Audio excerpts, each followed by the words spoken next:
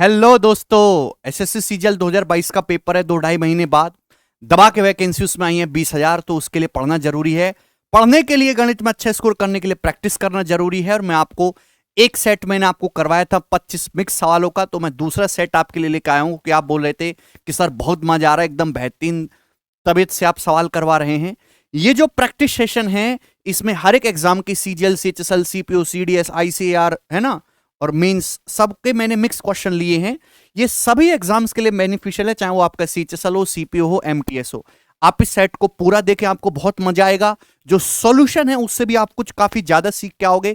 समय में बहुत ज्यादा खराब नहीं करता, भाषणबाजी बिल्कुल देनी नहीं है। ठीक है भाई, अपना काम करिए और आप आगे बढ़िए। ठीक है दोस्तों, चलिए सीधे होकर बैठिए, एकदम तन के 25 सवाल मेरे साथ आपको सॉल्व करने हैं।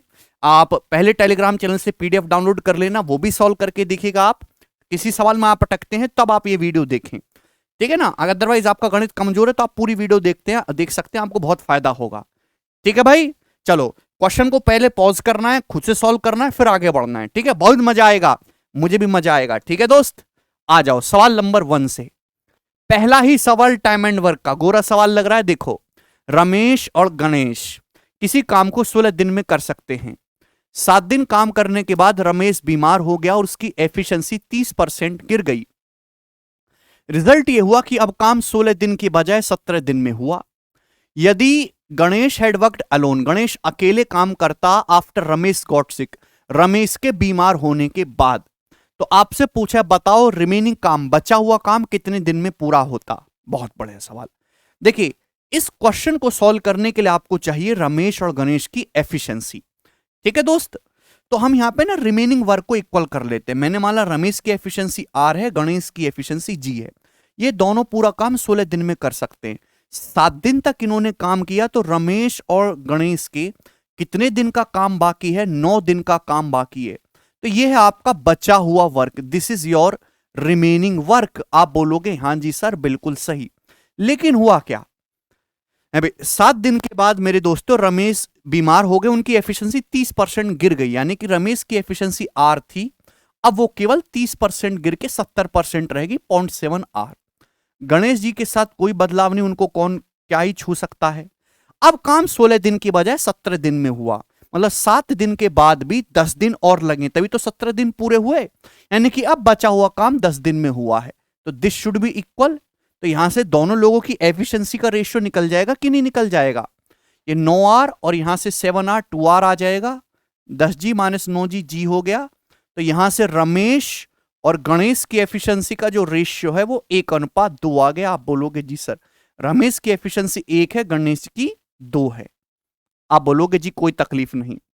पूछा है कि अगर रमेश के बीमार होने के बाद गणेश अकेले काम करता तो रिमेनिंग काम कितने दिन में होता। रिमेनिंग काम है कितना, ये चाहे आप यहां रख दो चाहे यहां रख दो, इच्छा आपकी। यहां रख देते हैं 1, अभी रमेश की जगह 1, गणेश की जगह 2, 1 + 2 3, 3 नाम 27।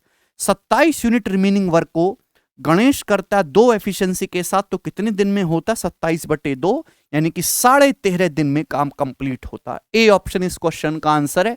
बहुत सरल सवाल था, मजेदार क्वेश्चन था। आगे चलेंगे, आपके सामने सवाल नंबर 2। हाँ जी, ये बताइए इस क्वेश्चन का क्या आंसर है। सवाल हद से ज्यादा फेमस और महत्वपूर्ण है। There are 180 multiple choice question in a test. एक टेस्ट में 180 मल्टीपल चॉइस क्वेश्चन आपके ऊपर लग रहा है सवाल। एक कैंडिडेट को हर करेक्ट आंसर के 4 नंबर मिलते हैं, लेकिन एवरी अनअटेम्प्टेड और रॉन्गली आंसर के लिए 1 मार्क्स डिडक्ट होता है from the total score of correct answers. अगर आपने एक क्वेश्चन गलत करा या छोड़ा तो आपका 1 नंबर काट लिया जाएगा। ये तो जुल्म है भाई। एक कैंडिडेट के जो है स्कोर आया 450, ठीक है। तो आप बताओ उसने कितने जो क्वेश्चन है वो सही करेक्ट करे हैं मेरे प्यारे भाई। चलो, कितने क्वेश्चन का आंसर उसने करेक्ट दिया है। आप इस सवाल में एलिगेशन भी लगा सकते हो मेरे दोस्तों, और बेस्ट रहेगा इस सवाल में आप शिफ्टिंग मेथड अप्लाई करो। भाई एक क्वेश्चन सही करने के 4 नंबर मिलते हैं, लेकिन जैसे आप एक क्वेश्चन छोड़ोगे या गलत करोगे तो आपका 1 नंबर कट जाएगा। भाई मैंने मान लिया कि 180 क्वेश्चन है, ठीक है ना। 180 के 180 मेरे दोस्तों उसने सही करे हैं, तो हर क्वेश्चन के लिए 4 नंबर मिलते हैं। तो 180 क्वेश्चन के लिए कितने नंबर मिलेंगे मेरे दोस्तों? 720। लेकिन नंबर तो उसके 450 आए हैं, तो भाई कितने नंबर कम आए हैं? 720 में से 450 घटाएंगे मेरे दोस्तों, तो आपका जवाब होगा सर 270 नंबर कम आए हैं। ये 270 नंबर क्यों आए? क्योंकि उसके सारे सवाल सही नहीं है, कुछ सवाल उसके गलत भी हैं। भाई एक सवाल गलत होने पर 4 नंबर मिलने की बजाय 1 नंबर कट जाता है। एक सवाल रॉन्ग होने से या अनअटेम्प्टेड छोड़ने से 5 नंबर का नुकसान होता है। अगर 270 नंबर मेरे दोस्तों उसके कम आए हैं, तो कितने सवाल उसके गलत हैं या फिर अनअटेम्प्टेड हैं? 270/5 यानी कि 54। तो 54 सवाल या तो उसने गलत करे हैं या उसने छोड़ दिए हैं। तो सही कितने करे हैं फिर? 180 में से 54 आप घटाएंगे यानी कि 126। 126 क्वेश्चन जो है उसने एकदम करेक्ट अटेम्प्ट किए हैं और यही इस क्वेश्चन का आंसर हो जाएगा। बहुत शानदार और एक जबरदस्त सवाल बनता है ये, शिफ्टिंग से इजीली हो जाएगा। ये बताइएगा जल्दी से सवाल नंबर 3। जी भैया, सवाल है यदि 3x प्लस 1/2x बराबर 3 है तो आपसे पूछा है 3x स्क्वायर माइनस 1 का स्क्वायर क्या होगा। अलजबरा का सवाल है, एक साधारण प्रश्न है। जा करके बताइए भाई जल्दी से, बहुत ही बेसिक है। देखिएगा मेरे दोस्तों, सवाल में आपको ये दिया है, आपसे ये पूछा है 3x स्क्वायर माइनस 1 का होल स्क्वायर। तो भाई इसका जब आप स्क्वायर करेंगे तो कितना आएगा? 9x की पावर 4, अभी माइनस 6x स्क्वायर और प्लस 1, ये आएगा ना, ये तो इसका स्क्वायर है। तो भाई हमें क्वेश्चन सॉल्व करने के लिए अल्टीमेटली ये चाहिए, ये पता लग गया तो सवाल सॉल्व। यहां मेरे दोस्तों ये कैसे आएगा? भाई इसका स्क्वायर करेंगे, जब आप इसका स्क्वायर करेंगे तभी तो ये वैल्यू आएगी। भाई इसका स्क्वायर करेंगे, 3x का square 9x square plus 1/4x square मेरे दोस्तों कितना आएगा? k स्क्वायर माइनस 2, 3 का स्क्वायर 9 माइनस 2 इंटू 3 इंटू 1/2, यही होता है ना भाई। यहां 3 है, यहां 1/2 है, तो इससे भी गुणा होगी, 2 से 2 कट जाएगा यानी कि 6। तो ये आ गया मेरे प्यारे भाई, है ना, 9 माइनस 3 6, ये 6 हो गया। क्लियर है ना? आप बोलोगे हाँ जी सर बिल्कुल सही, सवाल समाप्त, ये इधर आ गया। तो 9x स्क्वायर माइनस 6 बराबर कितना उधर जाएगा? Minus 1/4x square. बोलो, अरे भैया जी बोलोगे कि नहीं? ये 6 उधर आएगा, वो मुझे साफ साफ दिख रहा है, ये चाहिए अपन को। एक्स स्क्वायर की गुणा जो ये जो एक्स स्क्वायर है मेरे प्यारे भाई, ये इधर आ जाएगा मेरे दोस्तों। आप बोलोगे तो मैंने पहले ही अंदाजा मार लिया था कि मुझे पावर एक्स से एक्स स्क्वायर में जाना है, तो उसके लिए स्क्वायर करना होगा। तो यही तो है मेरे प्यारे भाई, क्या है ये? 9x की पावर 4 माइनस 6x स्क्वायर। इसकी वैल्यू कितनी आ गई? इसकी वैल्यू माइनस 1/4 आ गई। तो माइनस 1/4 प्लस 1 यानी कि 3/4 इस क्वेश्चन का आंसर होगा। बी ऑप्शन करेक्ट है। एक शानदार बेसिक सवाल है मेरे दोस्तों। तो ऐसे सवाल में डिमांड के हिसाब से काम कर रहा होता है। मैंने पहले भी आपको ऐसे काफी क्वेश्चंस करवाए हैं। चलो जी, यस आगे चलेंगे। सवाल नंबर 4 आपके सामने है। A B is a diameter of a circle, ठीक है ना। ए बी जो है एक सर्कल का डायमीटर है जिसका सेंटर है ओ। पॉइंट सी पे एक टेंजेंट है और डायमीटर ए बी को जब आगे बढ़ाया जाता है तो पॉइंट पी पर मिलते हैं। अगर एंगल एपीसी 38 डिग्री है तो आपसे पीसीबी पूछा है। सर्कल का सवाल है। हाँ मुझे याद आ रहा है कि ये वाला जो क्वेश्चन है सर्कल का एक वायरल क्वेश्चन है। सुनना भाई, जैसे आपके सामने सर्कल है, सर्कल का सेंटर क्या है? ओ। अब सर्कल के एक पॉइंट सी पे टेंजेंट है, तो इस प्रकार से टेंजेंट होगी सर्कल की पॉइंट सी पर। अभी डायमीटर ए बी को जो आगे बढ़ाया जाता है तो ये टेंजेंट और ये जो डायमीटर है पी पर मिलते हैं। इस प्रकार से हो जाएगा, ये पॉइंट सी पर टेंजेंट है। तो डायमीटर ए बी है मेरे प्यारे भी, इसको जब आगे बढ़ाया जाता है तो यहां पे मिलते हैं। ये पॉइंट आपका पी हो जाएगा, ये आपका व्यास है ए बी। जब ए बी को आगे बढ़ाने के लिए बोला तो ए से बी की दिशा में आगे बढ़ाएंगे। ध्यान रखिएगा, सवाल में बोला है ए पी सी, ये वाला जो एंगल है, ये वाला एंगल 38 डिग्री का है। तो आपसे पूछा पीसीबी, पीसीबी यानी कि आपसे ये वाला एंगल जो यहां पर पूछा गया कि ये एंगल कितने डिग्री का होगा। वेरी वेरी फेमस क्वेश्चन है, प्री में बहुत समय से आ रहा है ये सवाल। हाँ जी, जवाब दीजिए क्या उत्तर होगा। भाई आप जानते हैं कि ये सर्कल का सेंटर है, पॉइंट सी पे टेंजेंट, आप इसको यहां से मिलाएंगे तो टेंजेंट रेडियस के बीच में एंगल 90 डिग्री का होगा कि नहीं। अगर ये 90 है, ये 38 है, तो ये एंगल कितना हो जाएगा? 52 डिग्री, 52 डिग्री। बस सवाल समाप्त। अगर ये 52 डिग्री है तो ये एंगल कितने का हो गया? 26 डिग्री का। 26 डिग्री इस क्वेश्चन का आंसर है। बी ऑप्शन यहां पर करेक्ट है। कैसे 26 डिग्री होगा दोस्तों? जवाब तो दो भाई। अगर ये 52 डिग्री है तो ये कितना होगा मेरे दोस्तों? 26 डिग्री होगा कि नहीं? सर्कल के किसी चाप द्वारा, सर्कल के इस आर्क को देखो, बीसी द्वारा सेंटर पे 52 बन रहा है तो सरकमफ्रेंस पे आधा बन रहा है कि नहीं? 26। तो अल्टरनेट सेगमेंट थ्योरम लगी कि नहीं? भाई ये सर्कल की टेंजेंट है, ये कॉर्ड है, टेंजेंट कॉर्ड के बीच में 26 डिग्री है तो अल्टरनेट सेगमेंट में ये भी 26 है, दोनों बराबर होने चाहिए कि नहीं होने चाहिए? ऐसे हुआ। तो बहुत ही सरल सवाल था। आगे चलेंगे अगले क्वेश्चन की तरफ। सवाल नंबर 5 बहुत बढ़िया सवाल है, यूपीएससी का क्वेश्चन, साधारण सवाल हमने लिया। On one side of 1.01 kilometre long road 101 plants are planted. एक सड़क है 1.01 किलोमीटर लंबी, उसके जो है किनारे पर 101 पौधे लगाए गए। ठीक है, तो आपसे पूछा है कि 5 पौधों के बीच की टोटल डिस्टेंस क्या होगी? लगातार 5 पौधों के बीच की टोटल डिस्टेंस क्या होगी? एक्चुअली में इस सवाल को लेने का पर्पज ये कि बहुत सारे बच्चे इस सवाल को जानते हुए भी गलत कर देते हैं। जैसे मैं 5 पौधे लगा रहा हूं सड़क के किनारे, 1 2 3 4 5 इक्वल दूरी पे मैंने लगाए, तो इन 5 पौधों के बीच में जो गैप बनेंगे वो 4 ही तो गैप बनेंगे, 1 2 3 4। यानी कि गैप जो होते हैं वो एक कम बनते हैं। अब जैसे सड़क है 1.01 किलोमीटर लंबी, आंसर मीटर में ना, 1.01 किलोमीटर का मतलब होता है 1010 मीटर। इतने मीटर लंबी सड़क है। कितने पौधे लगाएंगे? 101 पौधे लगाए गए हैं। तो ऐसे गैप कितने बनेंगे? 100 गैप बनेंगे। मतलब एक गैप कितने मीटर का होगा? बटे 100। एक गैप जो होगा 10.1 मीटर का होगा। मतलब हर दो पौधों के बीच में इतनी दूरी होगी। तो आपसे पूछा 5 पौधों के बीच में कितनी दूरी होगी, तो 5 पौधों के बीच में ऐसे 4 गैप आएंगे, तो मल्टीप्लाई बाई 4। तो 5 पौधों के जो बीच में दूरी होगी वो 40.4 मीटर की होगी। बी ऑप्शन इस क्वेश्चन का आंसर होगा। ठीक है ना? चलिए गलती मत करो इस सवाल में। सवाल नंबर है 6 आपके सामने। जी जवाब दीजिएगा क्या है answer. A circle is inscribed in a rhombus. एक सर्कल एक रोम्बस के अंदर बना हुआ है जिसका डायगोनल 12 और 16 सेंटीमीटर है। The ratio of the area of circle to the area of rhombus. तो आपसे पूछा है हाँ, सर्कल के एरिया और रोम्बस के एरिया का रेशियो कितना होगा बताइएगा। चलो, तो यानी कि क्वेश्चन सॉल्व करने के लिए रोम्बस का एरिया तो मिल जाएगा, मुझे सर्कल का एरिया चाहिए। और सर्कल का एरिया मेरे दोस्तों कैसे निकलेगा? अभी जब आपको सर्कल की रेडियस पता हो, तो एक सर्कल एक रोम्बस के अंदर इंस्क्राइब्ड है। ढंग से समझने की कोशिश करेगा मेरे प्यारे भाई, ध्यान से। भाई जैसे आपके सामने ये एक टाइप से रोम्बस हो गया, ये रोम्बस के दोनों डायगोनल हो गए। रोम्बस के जो डायगोनल होते हैं एक दूसरे को 90 डिग्री पे काटते हैं। आप बोलोगे हाँ जी सर। अभी और इसके जो डायगोनल है 12 और 16 है, डायगोनल 12 16 है, तो ये आधा आधा हो जाएगा भाई, ये 6 हो जाएगा और ये 8 हो जाएगा। बोलो, डायगोनल 12 तो आधा 6 है, ये 16 है, तो ये 8 डायगोनल बाइसेक्ट करते हैं एक दूसरे को।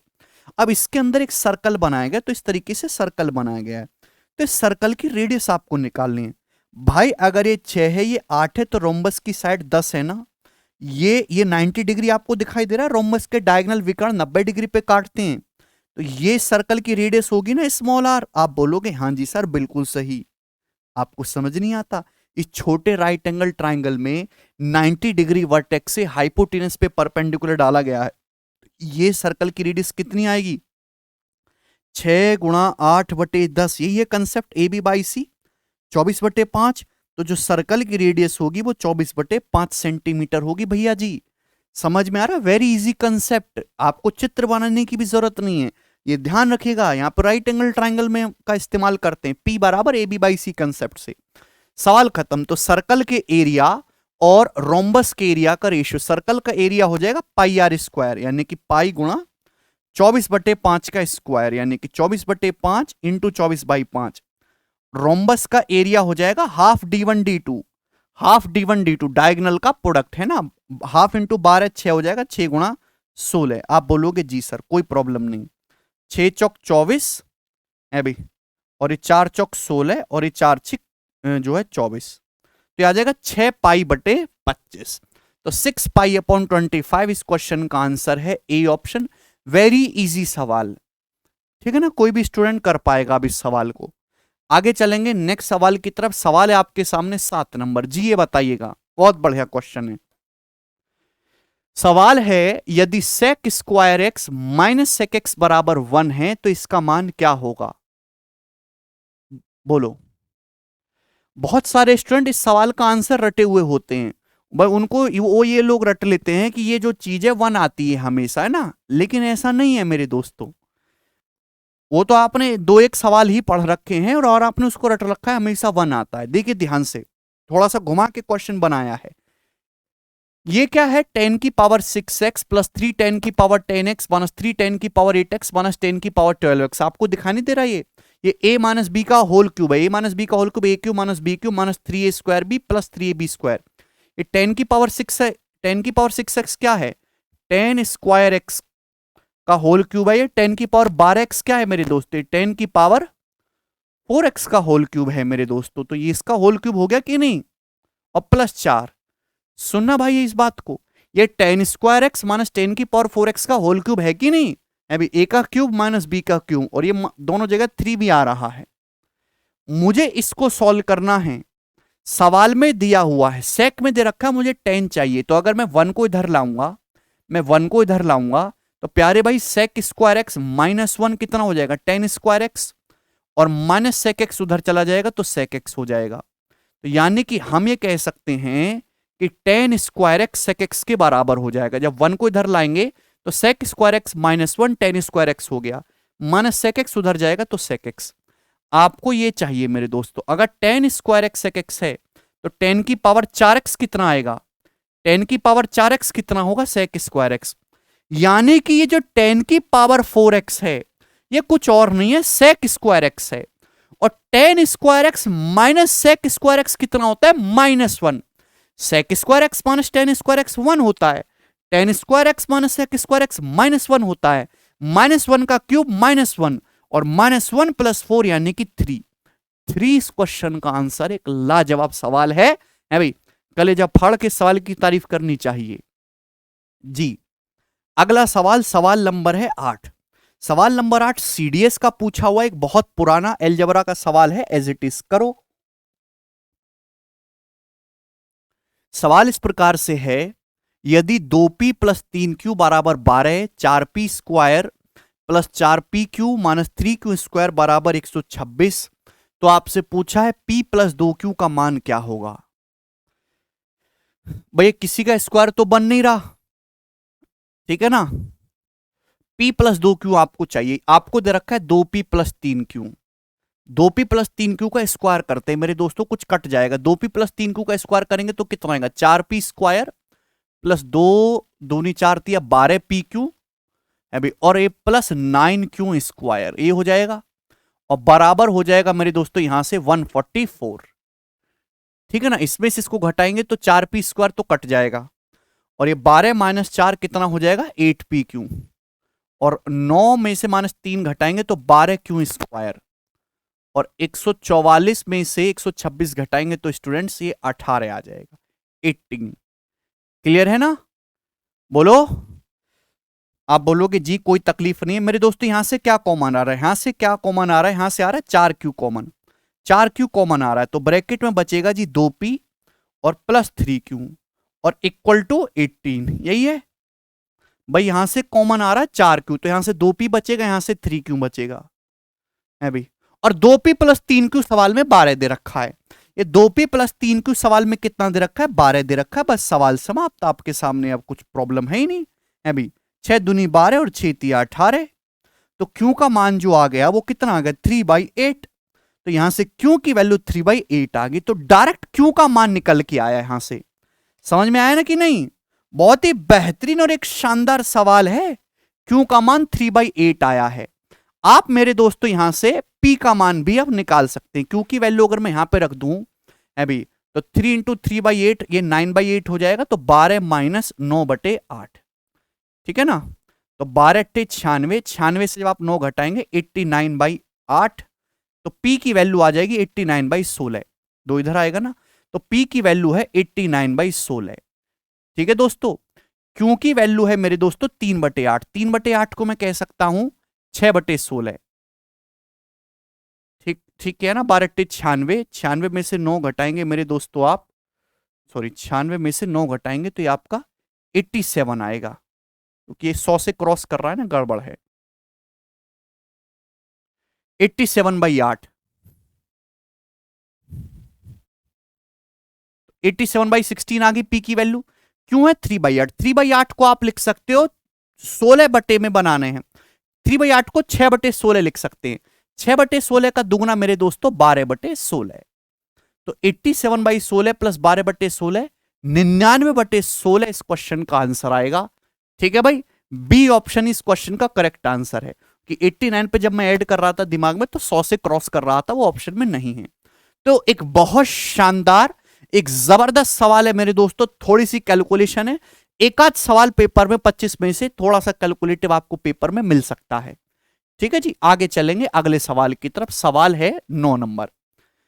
एक शॉपकीपर जो मार्कअप करता है एक प्रोडक्ट का 60% करता है, ठीक है, मार्कअप 60% किया। If he increases discount from 9.5% to 15.5%, then the profit would decrease by ₹144। सवाल में ये बोल रखा है कि अगर वो डिस्काउंट 9.5% से 15.5% कर दे, भाई डिस्काउंट ज्यादा देगा, जाहिर सी बात है, तो प्रॉफिट घट जाएगा। कितना घट जाएगा? 144 रुपए। कितना प्रॉफिट वो अर्न करेगा अगर वो 35% डिस्काउंट देगा मार्क प्राइस पे? उसको कितना प्रॉफिट होगा अगर वो मार्क प्राइस पे मेरे दोस्तों 35% डिस्काउंट देगा? ऑप्शन आपके सामने हैं। हाँ जी, जवाब दीजिएगा प्यारे स्टूडेंट, क्या है इस सवाल का आंसर? वेरी वेरी बेसिक सवाल है मेरे दोस्तों, देखिए ध्यान से समझने की कोशिश करो प्यारे बच्चे। सवाल में यह दे रखा है कि एक आदमी 60% मार्कअप करता है। 60% मार्कअप का मतलब कि अगर उसका 5 रुपए का सामान है ना, तो उसने मार्कअप जो कर दिया, जो मार्क प्राइस है वो 8 है। जब वो डिस्काउंट 9.5% से 15.5% करता है, यानी कि डिस्काउंट को 6% बढ़ाता है, 6%, तो मेरे दोस्तों 144 रुपए उसका प्रॉफिट घट जाता है। यानी कि मार्क प्राइस का 6% 144 के बराबर है। तो मार्क प्राइस का 1% कितना है? 24। तो मार्क प्राइस कितना आ जाएगा? 2400 रुपए। ये 2400 रुपए मार्क प्राइस आ गया। क्लियर है ना? जब आप डिस्काउंट को 6% बढ़ा रहे हो तो प्रॉफिट 144 रुपए घट जाता है। तो एमआरपी का 6% 144 है, मार्क प्राइस 2400 रुपए आ गया। लेकिन सवाल ये नहीं है, सवाल ये है कि जब आप 35% मेरे दोस्तों डिस्काउंट दोगे तो कितने का लाभ होगा? 35% डिस्काउंट दोगे एमआरपी पे, तो प्रॉफिट किस पे होगा? सीपी पे। अच्छा, एक काम करते हैं, कैलकुलेशन को कम करने के लिए 2 जीरो बढ़ा लेते हैं। जैसे आपका सीपी 500 है, एमआरपी 800, 800 की वैल्यू तो सवाल में 2400 दे रखी है ना, 3 गुना। अगर आप एमआरपी पे 35% डिस्काउंट दोगे तो सामान कितने में बिकेगा? भाई 800 का एमआरपी है, 35% डिस्काउंट दोगे तो आप कितने में बेचोगे? 65% में बेचोगे। तो सामान बिकेगा कितने में मेरे दोस्तों? 520 में बिकेगा। सामान कितने में बिकेगा? 520 में सेल होगा। तो 500 के सीपी की वस्तु जब 520 में बिकेगी तो आपको कितना प्रॉफिट होगा मेरे दोस्तों? 20 का प्रॉफिट होगा। एक की वैल्यू 3 है, अभी 800 की वैल्यू कितनी है? 2400, 3 गुना। तो 20 की वैल्यू भी 3 गुना होगी, यानी कि 60 रुपए। तो 60 रुपीस का आपको प्रॉफिट होगा, और यही इस क्वेश्चन का आंसर बनना चाहिए। ऑप्शन नंबर बी करेक्ट है। एक शानदार जबरदस्त सवाल है मेरे दोस्तों, ठीक है ना? जो मार्क प्राइस दे रखा है, कॉस्ट प्राइस से 60% ज्यादा है, सीपी से एमपी का रेशियो आ गया। मार्क प्राइस यहां से दे रखा है 2400, ये 3 गुना है। एमआरपी 800 है, 35% डिस्काउंट दोगे तो सामान 520 में बिकेगा। 500 के सामान की वस्तु 520 में बिकोगे तो 20 आपका प्रॉफिट होगा, जो कि 3 टाइम्स होगा, 60 रुपीस। वेरी वेरी, आपको ऐसा नहीं कि आप पहले सीपी निकालो, एमपी निकालो, फिर दोनों का डिफरेंस निकालो, ये नहीं करना। डायरेक्ट रेशियो में आप बात करिए जी। अगला सवाल, सवाल नंबर 10। सवाल नंबर 10 तो 2-3 साल से वायरल क्वेश्चन है, ठीक है ना? हर साल किसी ना किसी पेपर में दिखाई देता ही है। The ratio of number of boys to the number of girls in a class is 4:5। एक क्लास में बॉयज और गर्ल्स की संख्या का जो रेशियो है वो 4:5 है, ठीक है भाई। The average score of mathematics of all the boys and girls is 70। सारे बॉयज और गर्ल्स का जो एवरेज स्कोर है 70 है। यदि गर्ल्स का जो एवरेज स्कोर है बॉयज से 30% ज्यादा है, गर्ल्स का एवरेज स्कोर बॉयज से 30% ज्यादा है, यानी कि बॉयज का एवरेज स्कोर 10 है तो गर्ल्स का एवरेज स्कोर कितना है, 13 है। तो आपसे पूछा है बॉयज का एवरेज स्कोर क्या होगा। आसान सवाल है भाई, पूरी क्लास का एवरेज स्कोर क्या हो जाएगा, पूरी क्लास का एवरेज स्कोर हो जाएगा 40 और तेरे पंजे 65 यानी कि 105 अपॉन है भाई 4 + 5 9, ये पूरी क्लास का एवरेज स्कोर हो जाएगा वेटेड एवरेज से। आप बोलोगे हाँ जी सर, सवाल में इसकी वैल्यू कितनी दे रखी है, सवाल में इसकी वैल्यू 70 दे रखी है। बताओ कितने गुना है, 35 × 105 और 35 दूनी 70 है भाई, और ये 3 × 9, तो एक की वैल्यू मेरे दोस्तों यहां से 6 आ गई, एक यूनिट की वैल्यू 6 आ गई, 6 आ गई। पूछा है बॉयज का एवरेज स्कोर, तो बॉयज का एवरेज स्कोर भी 10 का 6 गुना आ जाएगा, 60। 60 क्वेश्चन का आंसर है, बॉयज का एवरेज स्कोर जो है वो 60 होगा। आसान सवाल है, वेटेड एवरेज से आसानी से कर सकते हैं जी। ये बताइएगा स्टूडेंट, सवाल नंबर 11 बोलो।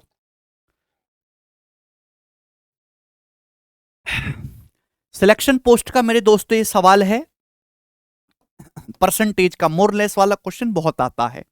The income of X is 15% less that of Y and the income of Z is 60% less than the combined income of X and Y. By what percentage is the income of Z less than the income of X? Okay, बड़ा X Y Z कर रहा है। देखो 3 बंदे हैं, X नाम का, Y नाम का, Z नाम का, ठीक है ना। X की इनकम Y से 15% कम है, 15% की फ्रैक्शन वैल्यू होती है 3/20। Y की इनकम अगर 20 है तो X की इनकम 17 है, और Z की जो इनकम है वो एक्स वाई की कंबाइंड इनकम से 60% कम है। एक्स वाई की कंबाइंड इनकम होगी 17 और 20 37, इससे 60% कम है, यानी कि इसका 40% है। तो 37 का 0.4 यानी कि 14.8। तो जेड की इनकम आ गई 14.8। आप बोलोगे जी सर बिल्कुल सही। तो पूछा जेड की एक्स से कितना परसेंट कम है, तो मुझे अब इसकी जरूरत ही नहीं, मुझे जरूरत है इसकी। बोलो, यानी कि एक्स की अगर 17 है इनकम तो जेड की 14.8 है, कितना परसेंट कम है। तो आपको दिख नहीं रहा कि ये 2.2 कम है मेरे दोस्तों, कितना लेस है, 2.2 लेस है। अब परसेंटेज में कितना लेस है ये दिखेगा। तो भाई सारे ऑप्शन ना 13% के नजदीक है, 13-14% के।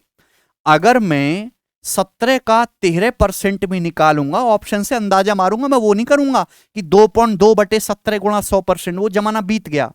17 का अगर 13% में निकालूं, 17 गुणा 13 221 होता है, 17 का 13% आएगा 2.21, यह है 2.2, यानी कि आंसर 13% से तन्नक सा कम आएगा। एक ही ऑप्शन है 12.9%, यही करेक्ट आंसर है, डी ऑप्शन।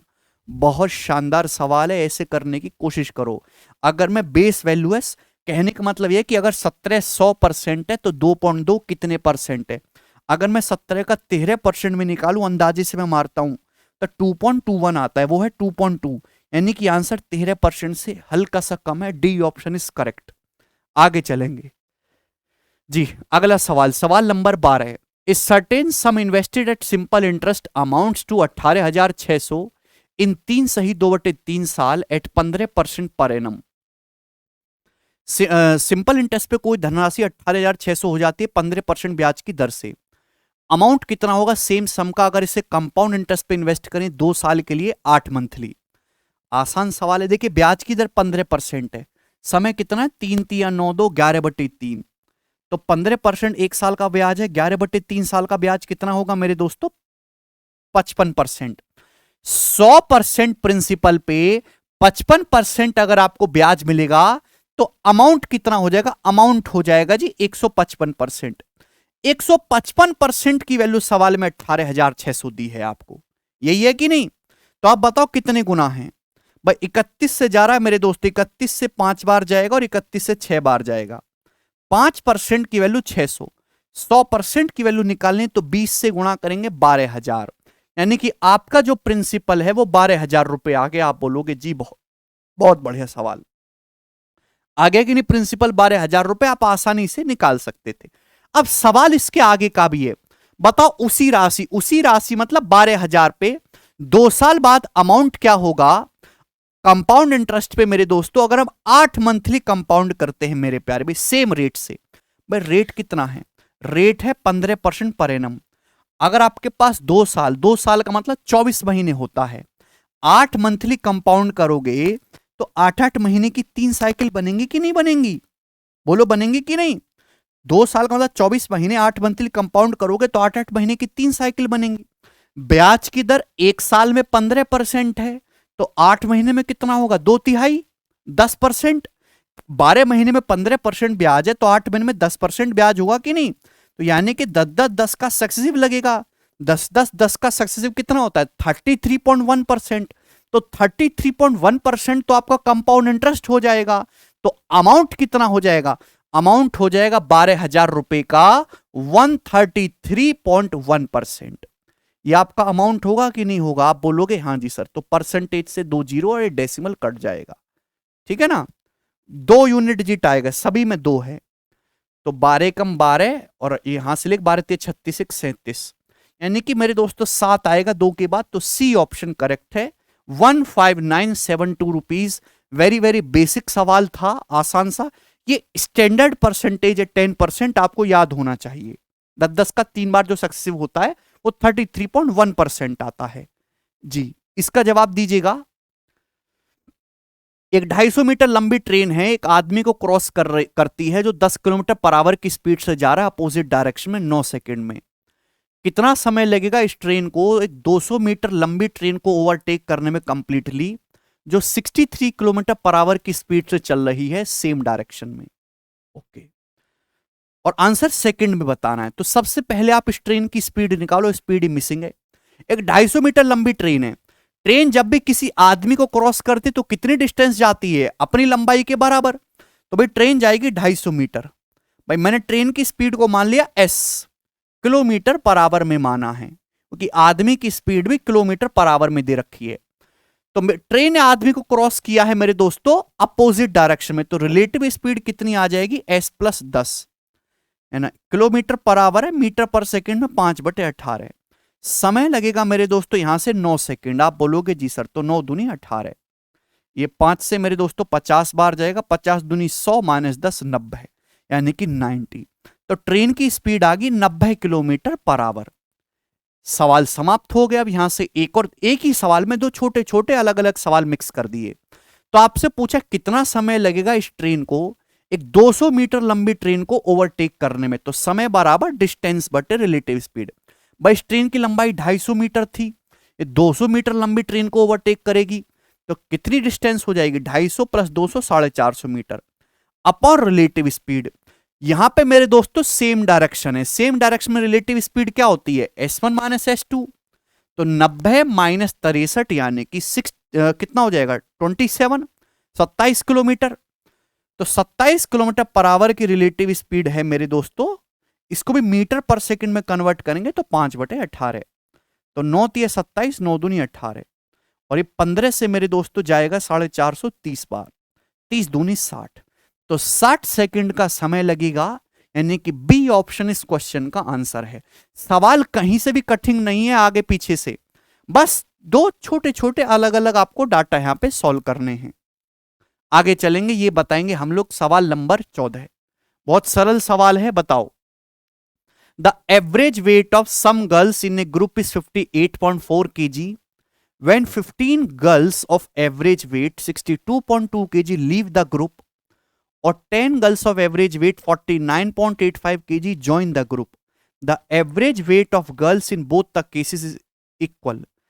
देखो ये पैटर्न फेमस है भाई, ठीक है ना। प्री के पेपर में सवाल आया है इस पे अभी कई बार रिसेंट टाइम में। यहां पे ना 2 अलग अलग केस दिखाए गए हैं, और दोनों केसेस से जो एवरेज वेट निकल के आ रहा है गर्ल्स का वो इक्वल निकल के आ रहा है। तो आपसे पूछा है बताओ कि ग्रुप में कितनी गर्ल्स हैं इनिशियली। तो भैया ध्यान से सुनेगा मेरे दोस्तों, माना ग्रुप में इनिशियली x गर्ल्स हैं। कितनी गर्ल्स हैं? x। बुद्धि का इस्तेमाल करने की कोशिश करिएगा जरा आप लोग। देखिएगा एक ग्रुप का जो एवरेज वेट था 58.4 kg था। जब 15 गर्ल्स इस ग्रुप को छोड़ के जाती है 62.2 kg वाली, तो मेरे दोस्तों नुकसान होगा। 58.4 kg था, 62.2 kg वाली लड़कियां छोड़ के जाएंगी, तो कितना ज्यादा जा रहा है एवरेज से? तो 12 4 के 8, और ये मेरे दोस्तों यहां से ये 3.8 kg का नुकसान होगा। 15 लड़कियां छोड़ के जा रही, तो इतना वेट का लॉस होगा, ठीक है ना मेरे प्यारे भाई। यानी कि मेरे दोस्तों लड़की x थी 15 चलेगी, अब कितनी रह जाएंगी x-15। तो आपका जो एवरेज है मेरे दोस्तों वो इतना कम हो जाएगा पहले की तुलना में। अब दूसरा केस, 10 लड़कियां ग्रुप में शामिल होती हैं 49.85 केजी वाली, तो एवरेज था ग्रुप का 58.4, आई हैं लड़कियां 49.85 केजी वाली, तो एवरेज से कम वाला मटेरियल अंदर आ रहा है, तो अब भी नुकसान होगा। कितने का नुकसान होगा मेरे दोस्तों पर गर्ल्स?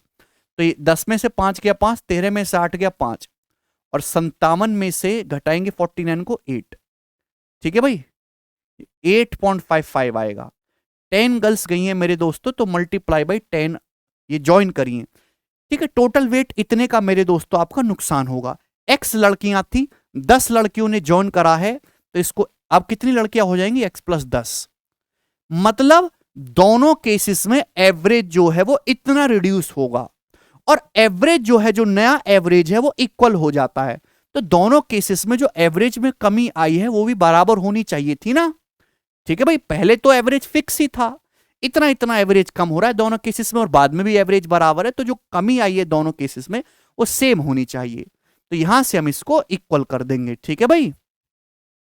काट लेंगे मेरे दोस्तों, डेसिमल जाएगा ये 38 में 19 आता है, 19 से जरूर कटेगा, 19 दूनी 38, 19 चौक 76, 19 पंजे 95, बहुत सही, ठीक है ना। 10 से 20 ये 2 बार, और ये 15 तिया 45, 3 चला जाएगा मेरे दोस्तों। तो यहां पे 2x और 3x, डिफरेंस कितना आएगा x, ये 10 दूनी 20 और ये -45, 20 और -45 डिफरेंस आएगा 65। तो x की वैल्यू 65 आ गई, यानी कि शुरुआत में जो है क्लास में 65 गर्ल्स थी। बहुत सरल, शानदार, जबरदस्त क्वेश्चन था, बहुत प्यारा सवाल है, x मान के ही आप इसको करेंगे। जी ये बताइएगा सवाल नंबर 15, ये जो क्वेश्चन आपको दिखाई दे रहा है आपके सामने, आपको लग रहा है क्या कठिन सवाल है? ये सवाल डिट्टो सीडीएस 2022 के पेपर का पूछा हुआ आसान सवालों में से है, कठिन मत बोलिएगा इसको जी। मैं प्रीवियसर में वही यूनिक सवाल ला रहा हूं जो आपको दुख देते हैं, ठीक है ना, थोड़े बहुत, और रिपीटेड भी है बहुत ज्यादा है। ये बताइएगा, इसको आपको सिंप्लीफाई करना है, आप इसको वैल्यू पुटिंग से भी कर सकते हो, लेकिन कोई जरूरत नहीं, क्योंकि यहां पे ना रूट वगैरह आ रहा है, उसको भी बाद में सिंप्लीफाई करना है, तो सीधा सीधा अभी आप इसको सिंप्लीफाई ही करके देख लो। मेरे प्यारे भाई ये बताओ ये क्या है, x square plus 4√3x plus 12, 12 होता है 2√3 का स्क्वायर, और ये 2 गुणा 2√3 है, तो ये जो आपके सामने नीचे दिखाई दे रहा है ना, ये x प्लस 2√3 का होल स्क्वायर है कि नहीं। 12 क्या होता है, 12 होता है 2√3 का स्क्वायर, ये 2√3 का दुगुना है 4√3, तो x प्लस 2√3 का स्क्वायर इंटू एक्स माइनस 2√3 का स्क्वायर, तो मेरे दोस्तों कितना हो जाएगा, तो आपका जवाब होगा a plus B a minus B, A square minus B square, X square minus 12 का होल स्क्वायर हो गया नीचे, है ना, x plus 2√3 into x minus 2√3, x square minus 12 का होल स्क्वायर। ऊपर क्या, ऊपर भी सेम चीज है भाई, 6 है यहाँ 4 है यहाँ 2 पावर है, अगर ऊपर से एक्स स्क्वायर कॉमन ले लोगे तो क्या बचेगा, ये बचेगा जी x की power 4 minus 24 x square plus 144, ये क्या है, ये भी तो एक्स स्क्वायर माइनस 12 का होल स्क्वायर है, बोलो हाँ, हाँ है ना। अभी x की पावर 4 प्लस 12 का स्क्वायर और 12 दूनी 24, तो ये सेम कैंसल आउट हो गया, बचा कितना एक्स स्क्वायर, ए ऑप्शन। तो बस आपको यहां पे परफेक्ट स्क्वायर बनाना था और इसमें कुछ नया करना ही नहीं था, ठीक है भाई। अगला सवाल, सवाल नंबर 16 नंबर जो क्वेश्चन है डिट्टो सीचसल 2021 के एग्जाम का है, जवाब दो। एक 1200 मीटर की रेस है, अच्छा रेस वाला सवाल, इसमें 2 कॉन्टेस्टेंट हैं मीनल और नीतू, उनकी स्पीड का रेशियो 5-7 है, तो मीनल और नीतू 2 प्रतियोगी, उनकी स्पीड का रेशियो 5-7 है। If Meenal has a start of 500 metre, अगर मीनल को 500 मीटर आगे से दौड़ना शुरू करती है, तो आपसे पूछा है मेरे दोस्तों मीनल कितने मीटर से जीतेगी, जवाब दीजिएगा मेरे प्यारे भाई। देखो 1200 मीटर की रेस है, मीनल को बोल दिया तू 500 मीटर आगे से दौड़, यानी कि मीनल को तो केवल 1200 से 500 कम 700 मीटर ही दौड़ना है, मीनल को 700 मीटर ही दौड़ना है कि नहीं।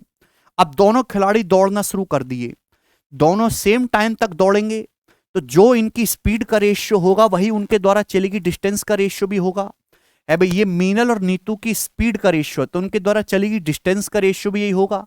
मीनल को केवल 700 मीटर दौड़ना है, 5 की वैल्यू 700, 140 गुना, तो 7 की वैल्यू भी 140 गुना यानी कि 980 मीटर। भाई मीनल तो 700 मीटर दौड़ के रेस जीत जाएगी।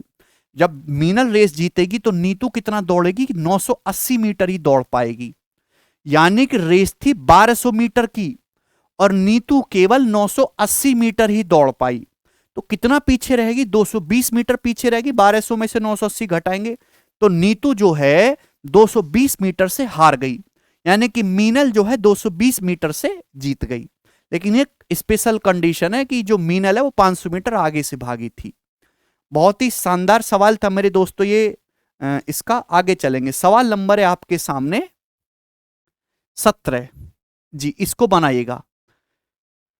पार्टनरशिप का क्वेश्चन है। देखिए पार्टनरशिप के सवालों की लैंग्वेज बड़ी ही आपको देखने को मिलेगी, चाहे आप कोई भी पेपर दें तो बड़ी लैंग्वेज से घबराना नहीं। सबसे आसान सवाल पार्टनरशिप का होता है। अनिल, बॉबी और चिंटू एक बिजनेस शुरू करते हैं and agree to share the overall profit in proportion to their investment. और इस बात पे एग्री करते हैं कि हम इन्वेस्टमेंट के रेशियो में प्रॉफिट बांटेंगे। Anil share of investment is 70%। Anil का जो शेयर ऑफ इन्वेस्टमेंट है वो 70% है, ठीक है।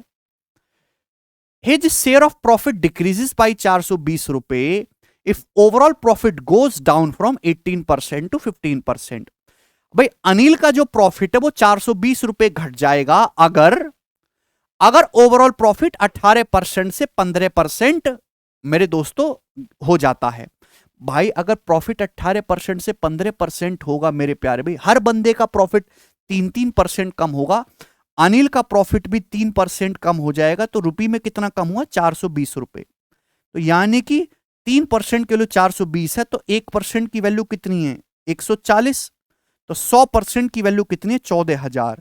यानी कि अनिल का जो इन्वेस्टमेंट है, अनिल का इन्वेस्टमेंट है ना मेरे प्यारे भाई, वो 14,000 रुपए है। ये बात समझ में आ गई? 3% के लिए 420 है, यहां पे 100% के लिए निकाल लेंगे 14,000। अनिल का जो इन्वेस्टमेंट है 14,000 रुपए है। आगे, Chintu's share of profit increases by ₹80 if the overall profit goes up from 15% to 17%। Chintu का जो प्रॉफिट है वो 80 रुपए बढ़ जाएगा मेरे दोस्त, अगर ओवरऑल प्रॉफिट 15 से 17% हो जाता है। तो भाई अगर प्रॉफिट 15 से 17 होगा, प्रॉफिट बढ़ेगा 2%। बढ़ा कितना? चिंटू का 80 रुपए, तो 1% की वैल्यू 40, 100% की वैल्यू 4,000। तो यानी कि चिंटू का जो प्रॉफिट है वो सॉरी प्रॉफिट नहीं, इन्वेस्टमेंट आ जाएगा। चिंटू का इन्वेस्टमेंट 4,000 रुपए का, इन्वेस्टमेंट पे ही तो आपका प्रॉफिट होगा। क्लियर है? आप बोलोगे हाँ जी सर बिल्कुल सही। 100% इन्वेस्टमेंट जो है वो चिंटू का 4,000 रुपीज के बराबर हो गया। सवाल में आपसे पूछा the amount in Indian rupees invested bye Bobby. Bobby ने कितना अमाउंट इन्वेस्ट किया था? ओके, तो इन दोनों का आया, बॉबी का कैसे आएगा? देखिए सवाल में आपको ये लाइन भी दे रखी है कि अनिल का जो इन्वेस्टमेंट शेयर है वो 70% है, यानी कि टोटल इन्वेस्टमेंट अगर 100 है ना, अगर टोटल इन्वेस्टमेंट 100 है तो अनिल ने 70% इन्वेस्ट किया है। 70% की वैल्यू 14,000 है, तो 100% की वैल्यू 20,000 है, यानी कि जो टोटल इन्वेस्टमेंट है ना वो 20,000 रुपए का है। जो टोटल इन्वेस्टमेंट है वो 20,000 है।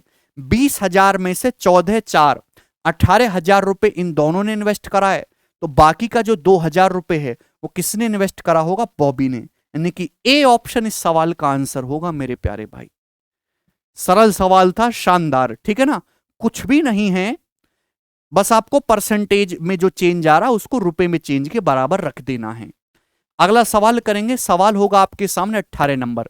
ये सिलेक्शन पोस्ट 10 का सवाल है मेरे दोस्तों। बताओ, दो संख्याओं का सम 126 है, उनका एचसीएफ और एलसीएम 7 और 180 है। संख्याओं के रेसिप्रोकल का, उनके व्युत्क्रमों का योग क्या है? देखिए बहुत सारे बच्चे क्या करते हैं, यहां से पहले संख्याएं निकालने लगते हैं, फिर उनके रेसिप्रोकल का सम निकालते हैं। ये एक स्पेशल क्वेश्चन है, यहां ऐसा नहीं करना है। जैसे सपोज एग्जाम्पल के लिए दो संख्याएं ए और बी हैं, आपको निकालना उनके रेसिप्रोकल का सम। आपको ये निकालना, रेसिप्रोकल मतलब व्युत्क्रमों का सम, ये 1/a + 1/b। तो एलसीएम तो ए बी आ जाएगा, ऊपर हो जाएगा a + b, यही करना है कि नहीं? भाई संख्याओं का जो सम है a प्लस बी, वो आपको डायरेक्ट दे रखा है 126, ये डायरेक्ट दे रखा है। और ए बी क्या है, ए बी है संख्याओं का प्रोडक्ट। आपको पता है दो संख्याओं का जो प्रोडक्ट है वो उनके एचसीएफ और एलसीएम के प्रोडक्ट के बराबर होता है। भाई एचसीएफ 7 है, एलसीएम 180 है, तो संख्याओं का प्रोडक्ट भी ये हो जाएगा कि नहीं, बोलो क्लियर है। तो 18 सत्ते मेरे दोस्तों और 18 दुसाम, 7 से 7 कट जाएगा, यानी कि 1/10 इस क्वेश्चन का आंसर है सी ऑप्शन, 1/10। आसानी से इसको कर सकते हैं, कोई तकलीफ नहीं जी। ये बताइएगा मेरे प्यारे स्टूडेंट, सवाल है आपके सामने 19 नंबर। जो क्वेश्चन आपको दिखाई दे रहा है ये सवाल एमटीएस 2020 के पेपर में आया था, और ये पूरे एमटीएस का बेस्ट क्वेश्चन था जो 2020 में पूछा गया। ठीक है, करो कोशिश। On a certain day 25% of total student of A school were absent. किसी दिन जो है 25% एब्सेंट थे, तो यानी कि एब्सेंट 25% है, तो प्रेजेंट 75%। रेशियो कितना है, 1:3 का।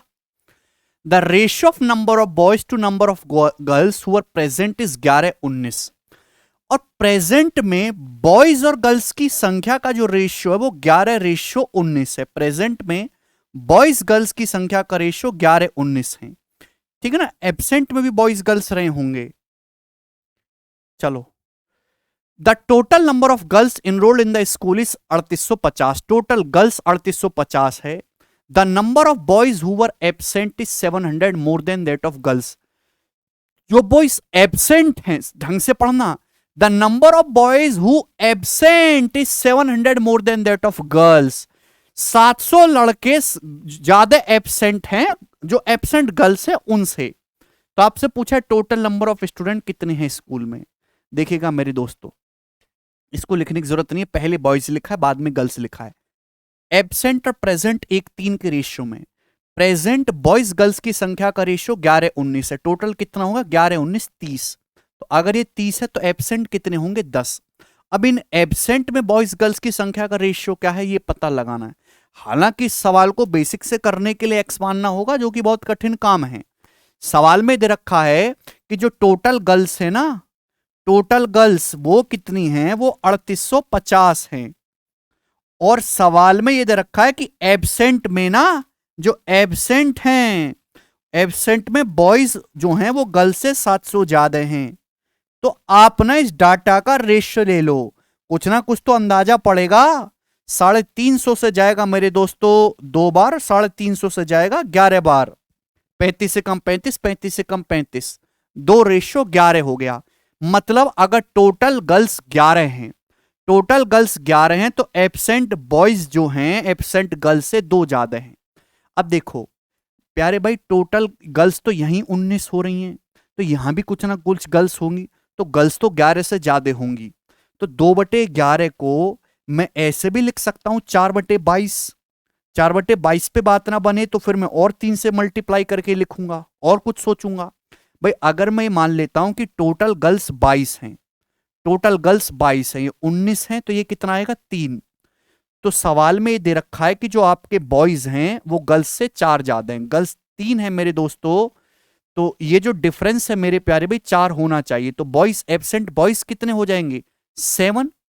एब्सेंट बॉयज कितने हो जाएंगे, 7। आप बोलोगे हाँ जी, तो क्या ये सेटिस्फाई कर रहा है। अभी 7 3 10 हो रहा है मेरे प्यारे भाई, यहां पे बिल्कुल हो रहा है 7 3 10, और 7 - 3 4, ये सेटिस्फाई कर गया दोनों जगह। तो इस सवाल को हिट एंड ट्रायल से करना बेस्ट है, बहुत ही खतरनाक सवाल है। ठीक है भाई। भाई यहां पे जो टोटल गर्ल्स है वो 3850 हैं, और एब्सेंट बॉयज जो है वो गर्ल्स से कितने ज्यादा है, 700। ये रेशियो आ रहा है 2/11। 2/11 जब मुझे यहाँ पे गर्ल्स यहीं 19 दिखाई दे रही, तो गर्ल्स तो 11 से ज्यादा होनी चाहिए। तो 11 से ज्यादा कौन सा मल्टीपल है 11 का, 22, तो मैंने 2 से गुणा कर लिया। अगर मैं थोड़ी देर के लिए मान लेता हूं कि गर्ल्स 22 हैं, ये 19 है, तो यहाँ 3 होंगी। तो बॉयज आएंगे एब्सेंट 7, 7 3 10 होता है।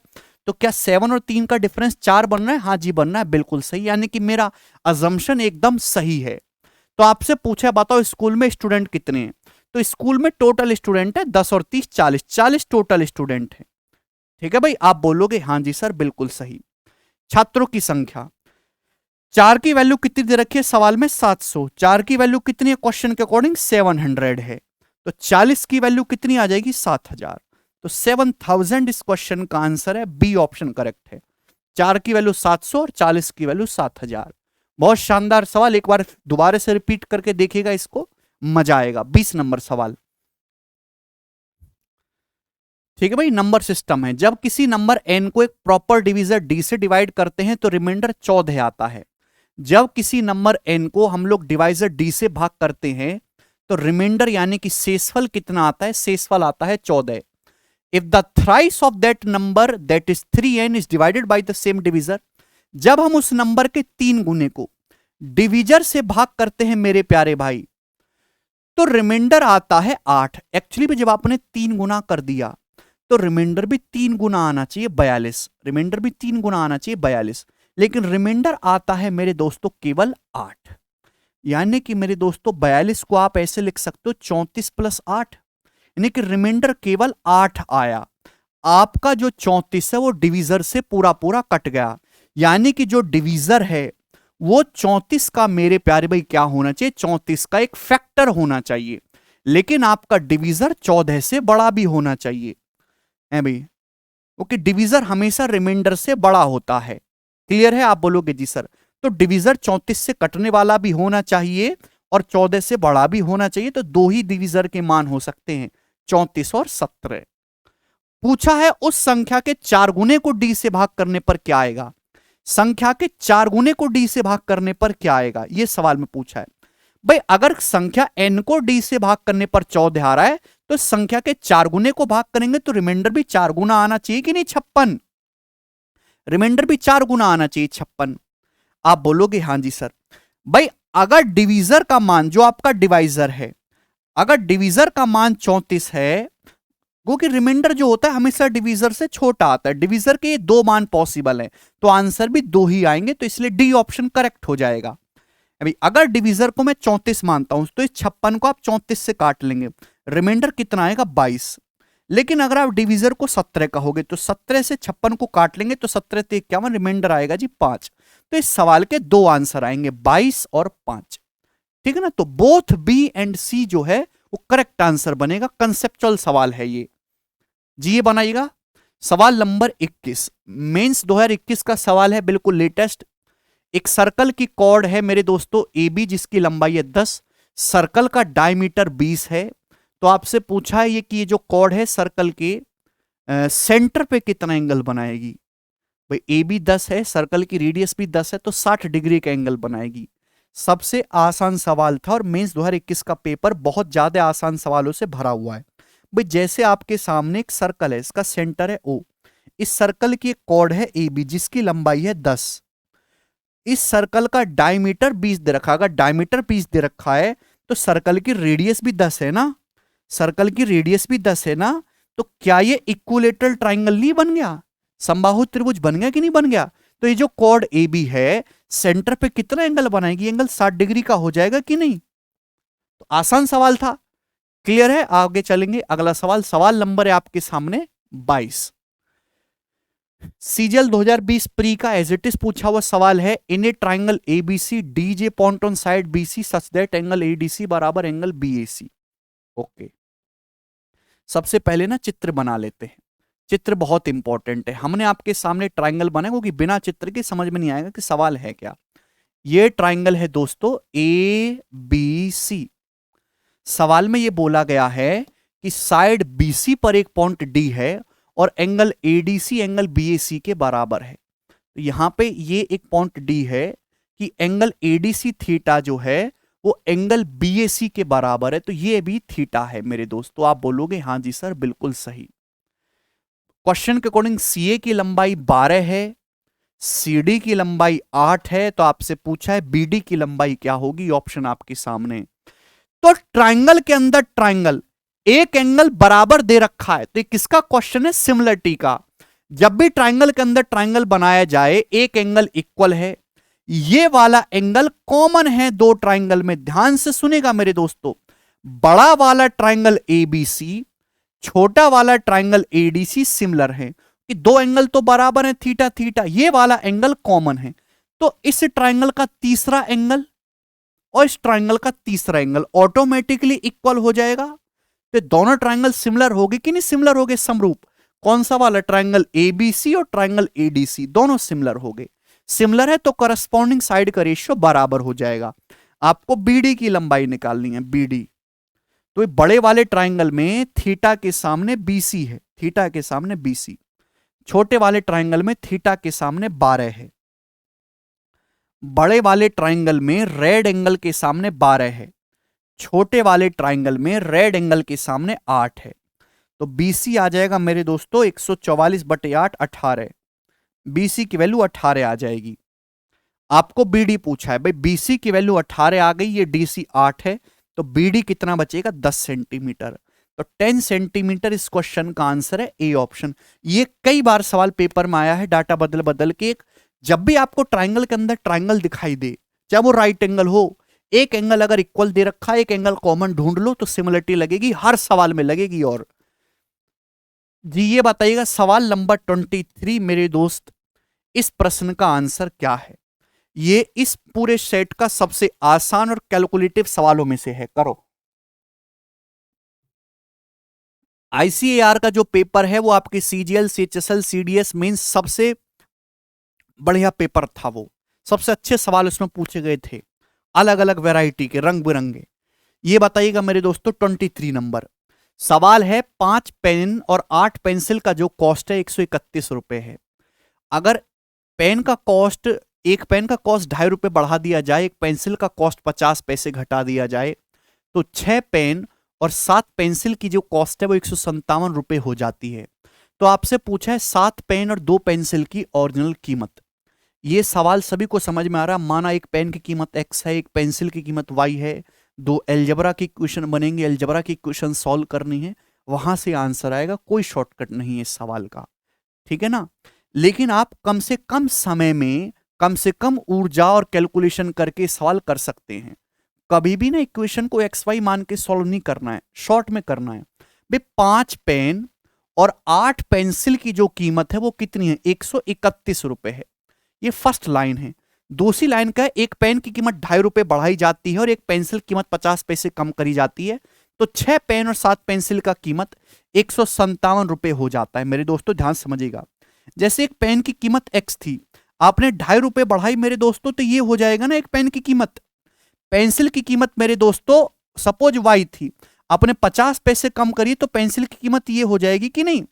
तो 6 पेन और 7 पेंसिल का ओरिजिनल कीमत कितनी आएगी भैया, 2.5 छिक्का 15 और ये मेरे दोस्तों 3.5। ये 15 और ये मेरे दोस्तों 3.5, कितना आ जाएगा, 15 में से 3.5 आप घटाएंगे 11.5। 11.5 मेरे दोस्तों उधर जाके माइनस हो जाएगा मेरे प्यारे भाई, क्लियर है। तो यानी कि मैं कह सकता हूं कि 6 पेन और 7 पेंसिल का ओरिजिनल दाम पे जो प्राइस होगा वो कितना आएगा मेरे प्यारे भाई, वो आ जाएगा 145.5। क्लियर है। आप बोलोगे हाँ जी सर 146.5 नहीं, 145.5 ही आएगा, ठीक है ना, 11.5 है वो। आप बोलोगे हाँ जी सर, तो यानी कि 6 पेन और 7 पेंसिल की ओरिजिनल प्राइस पे जो कीमत है वो ये होगी ना, ठीक है ना। यहां से आप थोड़ी सी देर में बात सोच सकते हैं। अब आपके सामने 2 इक्वेशन बन गई, इनको सॉल्व करना है, ठीक है। कैसे सॉल्व करेंगे, हमारे पास रास्ते वही हैं इक्वल बनाने वाले। भाई ये 5 पेन है या 6 पेन है, इक्वल बना लेते। इक्वल बनाने के लिए मेरे दोस्तों यहां 6 से गुणा कर देंगे, यहां 5 से गुणा कर देंगे और इसको घटा देंगे। क्या कर देंगे, माइनस कर देंगे जल्दी से। 30 घट जाएगा तो 8 छिंग 48 और 7 पंजे 35, 48 35 का डिफरेंस 13 है। तो 13 पेंसिल की कीमत कितनी आ जाएगी, 131 छिक्का मेरे दोस्तों 6 और 13 छिंग 78, 786। 145.5 का 5 गुना करेंगे तो 700 हो जाएगा और 5.5 का 5 गुना 727.5, तो 727.5 आएगा मेरे दोस्तों। ये डिफरेंस कितना आएगा मेरे दोस्तों, 5, 15 में 7 गया 8 और आपका 7 में से 2 गया 5, 58.5। क्लियर है। तो 13 पेंसिल की कीमत 58.5 है। एक पेंसिल की कीमत कितनी है, 13 चौका 52 और 6 13 पंजे 65, 4.5 रुपए। यानी कि एक पेंसिल 4.5 रुपए की आ गई, ठीक है ना। हिट एंड ट्रायल से नहीं होगा ये सवाल, समझ में आई आपको मेरी बात। अब आपको निकालना है पेन का प्राइस क्या होगा एक पेन का। अगर एक पेंसिल 4.5 रुपए की है तो 8 पेंसिल कितने की होंगी, 36 रुपए की। 5 पेन, अब कोई भी क्वेश्चन ले सकते हैं, चाहे पहली चाहे दूसरी, कैलकुलेशन जहां से कम पड़े वहां से लो। एक पेंसिल 4.5 रुपए की, तो 8 पेंसिल होंगी 36 की। टोटल प्राइस है 131। तो 5 पेन कितने के होंगे प्यारे भाई? 131 में से जब 36 माइनस करेंगे 95 रुपए के। 95 प्लस 36 131 होता है ना। तो 5 पेन 95 रुपए के हैं। तो एक पेन तो 19 रुपए का है ना। तो एक पेन की कीमत है 19 रुपए। आपसे पूछा है 7 पेन और 2 पेंसिल का प्राइस। तो 7 पेन हो गए 133 के, 19 सत्ते 133, और 2 पेंसिल हो गई 4.5 दूनी 9 रुपए की। तो टोटल आ जाएगा ये 142। इस क्वेश्चन का आंसर था बी ऑप्शन, 142 रुपीज। एक शानदार कैलकुलेटिव मजेदार सवाल है मेरे दोस्तों। बहुत मजा आता है इस टाइप से इक्वेशंस को सॉल्व करने में, ना कि एक्स वाई करके लिखने में। आगे चलेंगे, अगला सवाल, सवाल नंबर 24। इस सवाल के बारे में तो सभी को जानकारी है ही कि ये तो भर भर के आता ही है लंबे फॉर्मूले पे। X plus Y plus Z 3, x Y plus Y Z plus Z X minus 12, X Y Z equal to minus 16। तो इसका मान आपको निकालना है। हमें चाहिए ये X cube plus Y cube plus Z cube की वैल्यू चाहिए। आप हिट एंड ट्रायल भी करने की कोशिश कर सकते हो, सीधा फॉर्मूला भी लगेगा x cube plus Y cube plus Z cube minus 3 x Y z 48 बराबर कितना हो जाएगा? X plus Y plus z into x plus Y plus z का whole square minus thrice of x Y plus Y Z plus Z x. तो minus thrice करेंगे तो 36 हो जाएगा। तो 36 और 9 मेरे दोस्तों कितना हो जाएगा? 45 तिया 135। तो 135 माइनस 48 इसकी वैल्यू आएगी। कितनी वैल्यू आ जाएगी? 135 माइनस 48, और ये प्लस 13 भी है। तो भाई 35 और 13 48, 48 कट जाएगा, कितना बचेगा? 100। 100 का अंडर रूट यानी कि 10। 10 इस क्वेश्चन का आंसर आएगा, सी ऑप्शन। ठीक है, फॉर्मूला आपको याद होना चाहिए, x cube plus Y cube plus Z cube minus 3 XY Z बराबर x plus Y plus z into x plus Y plus z का whole square minus thrice of x Y plus Y Z plus Z x. जी ये बताइएगा, सवाल number 25 last सवाल है। चलिए, x ने 2 कार बेची सेम प्राइस पे, सेलिंग प्राइस सेम है। एक कार को बेचा 10% प्रॉफिट पे, एक्स को टोटल लॉस हुआ है 12% का ओवरऑल ट्रांजैक्शन में। What was the approximate percentage of profit and loss occurred on the other car? तो अदर कार पे कितने परसेंटेज का अप्रोक्सीमेट प्रॉफिट या लॉस हुआ है? देखिए, 2 कार बेची सेम प्राइस पे, एक कार को 10% के प्रॉफिट में बेचा। 10% का मतलब 1/10, यानी कि मेरे दोस्तों कार अगर 10 रुपए की थी तो कार बिकी कितने की है? 11 की बिकी है। यानी कि मेरे दोस्तों दोनों कारों का सेलिंग प्राइस सेम है, तो दूसरी कार भी 11 की बिकेगी। ओवरऑल जो लॉस हुआ है पूरे ट्रांजैक्शन में वो कितने का हुआ है? ओवरऑल लॉस हुआ है 12% का। 12% की फ्रैक्शन वैल्यू 3/25, यानी कि 25 रुपए का अगर आपका टोटल सामान है तो बिका कितने में है? 22 में। टोटल सामान बिका है 11 11 22 में। तो कॉस्ट प्राइस जो होना चाहिए टोटल 25 होना चाहिए। भाई अगर ये 10 है तो इसका कॉस्ट प्राइस कितना आएगा? दूसरी कार का 15। 15 10 25 है, 25 का सामान 22 में बिकेगा, तभी तो ओवरऑल 12% का लॉस आएगा। यानी कि सेकंड कार जो थी 15 रुपए की थी वो 11 में बिकी। तो सेकंड कार पे जो लॉस हुआ है वो 4/15 का हुआ है। 1/15 होता है 6.66%। तो 4/15 कितना होगा? 26.66% का लॉस हुआ है सेकंड कार पे। बी ऑप्शन इस सवाल का सही आंसर बनेगा। एक आसान, महत्वपूर्ण, जबरदस्त ट्रिकी लैंग्वेज वाला सवाल था। ठीक भाई, तो ये आपका एक कंप्लीट सेट था। इसमें मैंने वो वाले प्रीवियस ईयर के सवाल लिए जो आपको तंग करते हैं मेरे दोस्तों। इसमें मॉडरेट भी हैं, इजी भी है और कैलकुलेटिव भी सवाल हैं। ये एक अबव एवरेज सेट था। अगर आपको पसंद आए तो कमेंट सेक्शन में अपनी राय जरूर दें। आप क्या इंप्रूवमेंट चाहते हैं मुझे जरूर बताएं। ठीक है भाई, मेरी कोशिश ये रहेगी कि ऐसे ही मिक्स सवालों की प्रैक्टिस जो है आपको लगातार करवाई जाए एग्जाम के आने तक। ठीक है ना।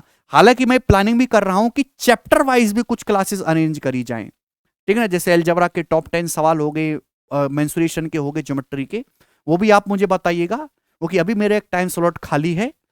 तो आप इस वीडियो को देखिए, मुझे रिस्पॉन्स जरूर बताइए अपना कमेंट सेक्शन में। बाय।